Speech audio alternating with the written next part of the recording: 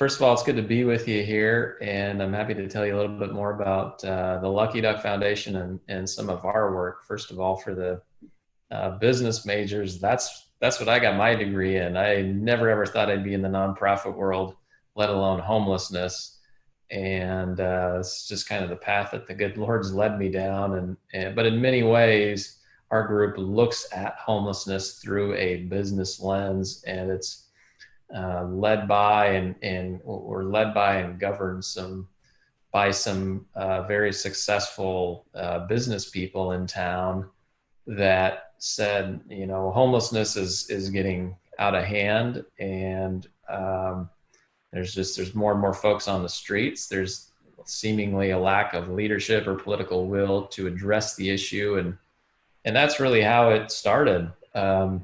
Peter Seidler is the owner of the Padres, and Dan Shea is a longtime business and civic leader. Peter's actually on the board at USD. I actually used to coach basketball at USD, believe it or not, and met my wife there when she was working in the athletic department. So I think it's a great place. I have a lot of admiration for the campus and the institution. So anyways, Peter Seidler, who sits on the board at USD, and Dan Shea, who's I think also a major benefactor to the university, they both teamed up and said, okay, we need to study this issue because, again, there's just far too many folks on the streets and nobody's doing anything about it.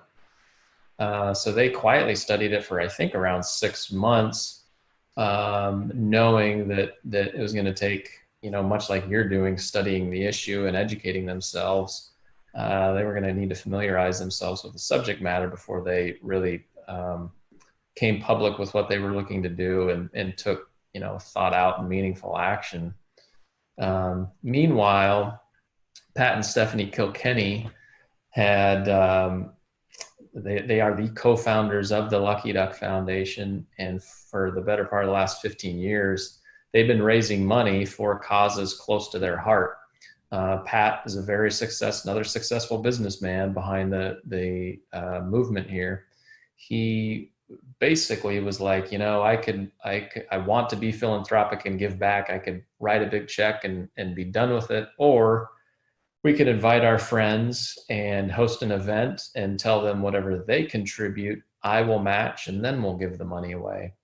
And so, Pat and Stephanie are just extremely generous but humble people, and they're quietly generous. And so they were doing that for several years, and it was 3 or 4 local organizations close to their heart where they would raise money for and match it and then give it away and be done with it.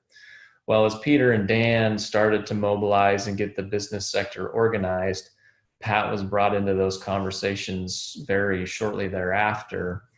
And eventually Peter and Dan went to Pat and Stephanie and said, we can start our own 501c3 nonprofit organization and fundraise around it. Or would you consider using the Lucky Duck Foundation as the vehicle to raise money and fund programs that we believe, will make a difference and be high impact? And Pat and Stephanie thought, this is, we can use this foundation as a vehicle to have an even greater impact on the community. And so it was about 3 years ago, they made that decision to pivot and focus squarely on homelessness. And right after pivoting, they purchased these large industrial tent structures that serve as bridge shelters that sleep hundreds of people. I think it's like 675 right thereabouts, that, damn near overnight took hundreds of people off the streets, put a roof over their head, gave them a bed, warm meals, showers, and bathrooms, and that sense of dignity, and a much more healthy and productive path in life than they were on living on the streets.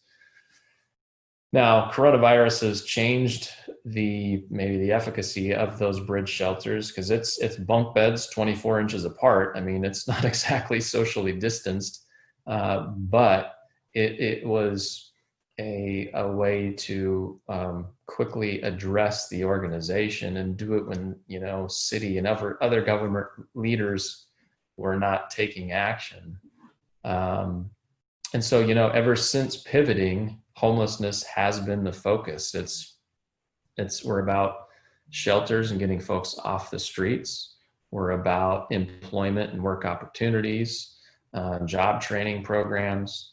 We recently rolled out an initiative to provide food and water to the unsheltered, since a lot of the congregate and faith-based feedings have gone away with coronavirus.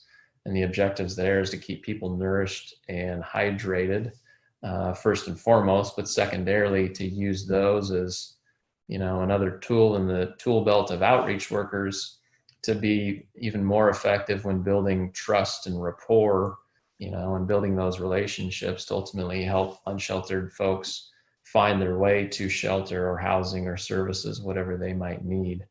We're funding, in partnership with Mike, what I call collaborative, actionable research across San Diego's institutions of higher learning, be it USD, San Diego State, UC San Diego, Point Loma, Cal State San Marcos. And those are studies that are designed to, find what are best in class strategies and approaches for addressing homelessness, but also what are some shortcomings in the existing systems that we can go back to the politicians and point to, and to try to hold them accountable, and to, again, just push through meaningful progress and change. So that's a quick download on who we are and what we do.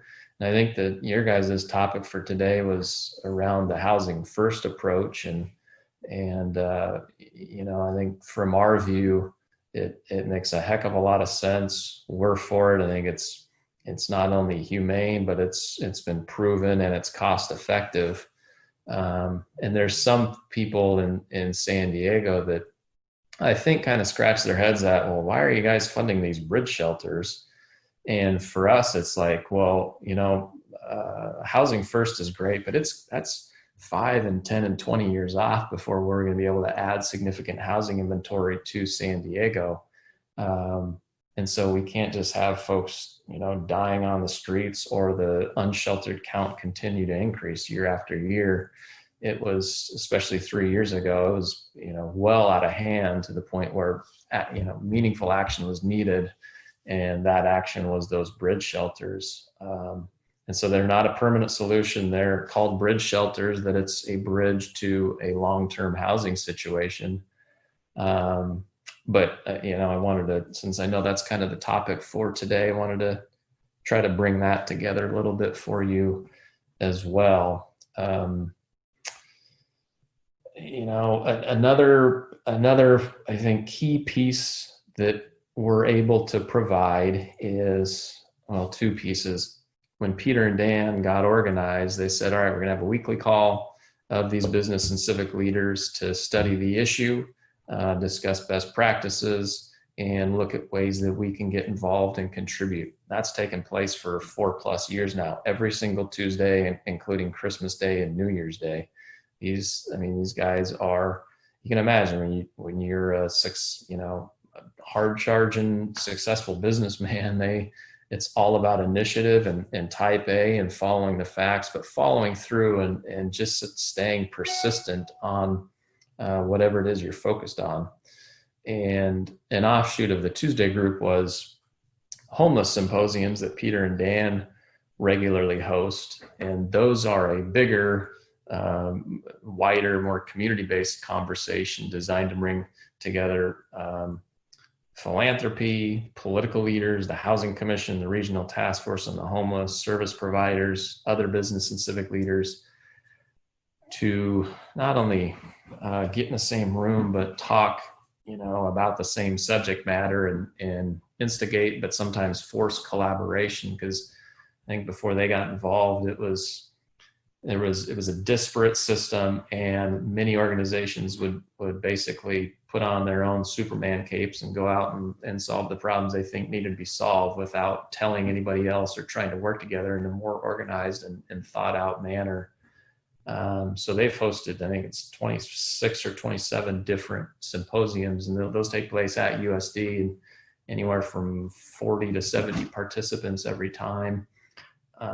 Again, just it's Peter says it all the time. We're about leading San Diego to best practices in all areas of homelessness. There's no silver bullet, there's no perfect solutions, but there is best in class, and everything that we do is designed to be exactly that. So that's basically an overview of who we are and what we do.